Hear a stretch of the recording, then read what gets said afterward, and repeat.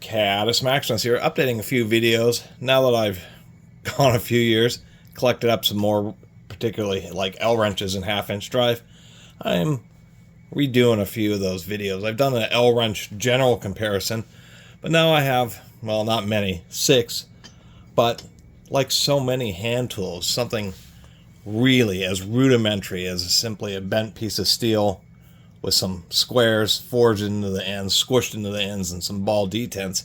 There's still a variety of differences. This was a cheesy Amazon one, but I liked it just because it was a 14-inch one. It actually had a longer stem, which is, you know, these L wrenches, if you ever see those, I mean, they're the best way to describe them is the third world manufacturing, where it's just the harshest of,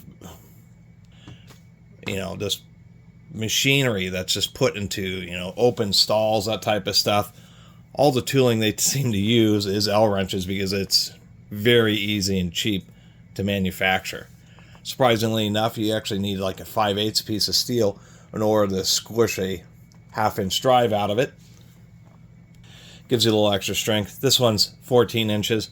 Out of all these, besides the Craftsman, this one also has a square drive on the other end, so once you get it loose, you can quickly spin something out.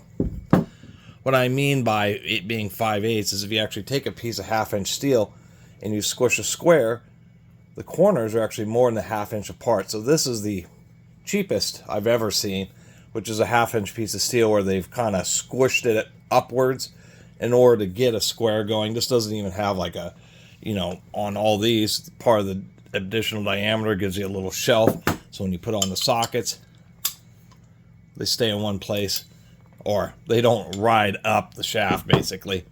This one is just really stubby, and so that's what they're relying on. Also, the ball detent's like half a mile up the anvil and doesn't ever really interact with the recesses that are in socketry.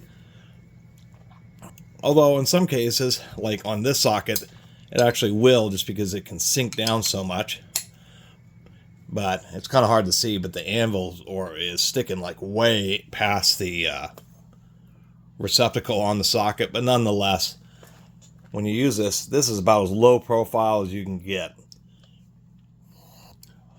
Almost as low profile. So this is just what, you know, this one has no branding on it, so I assume it just came as, you know, some kind of a service wrench for something.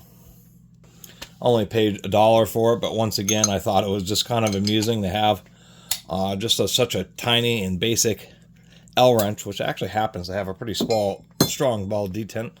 This is another 14-inch one, but this one happens to be an old plum, and so I was pretty stoked to have found this one. I did a dedicated video on this unit just because I liked it so much. This is, you know, what a proper heavy-duty, you know, American-made L wrench. Low profile once again, maybe not quite as low as the super cheap one, but it's definitely a lot stronger. Gives you a lot of leverage. We do have like a stubby Craftsman here. This one's the same way, where it has drives on both sides, and it's kind of in between. You know, it has that much extension compared to the Chinese one, which has a bunch of extension. And surprisingly enough, if you do use these regularly, the lower the profile, the closer the L is to the drive of the socket, the better time that you're going to have, because of course when they stick out real far like this, when you're putting a lot of torque on it, there is torque this way, sideways. So the closer you get that bend to the drive of the socket, the less bending force that you have and the more torque or torsional force you're applying. This is a very old Blackhawk. It's really been butchered.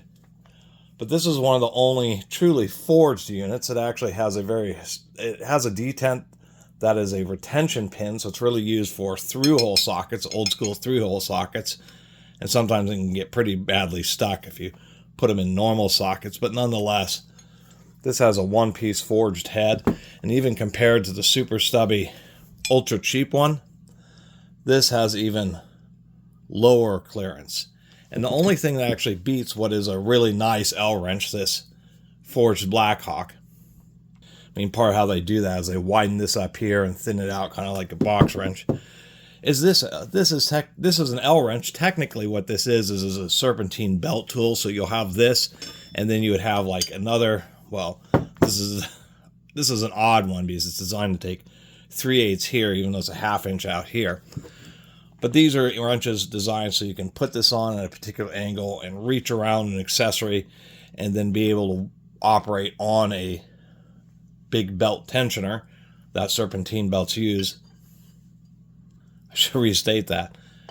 It allows you to double angle to get around accessories so that you can release the tensioner and remove those big belts. But nonetheless, as far as low profile L wrenches in a pinch, this may be the one thing that you need, because even compared to the Blackhawk, this thing is really low profile. And if we compare that to, say, the Plum, the Plum is almost twice the height. So anyway, that's just a little video about L wrenches and even the world's most simplest and basic tool, a bent piece of steel with a square on it. Once you start collecting them, you're like, wow, there's a lot of variations and styles of these things for something that you would assume is basically the same no matter what one you get. Anyway, thanks for watching.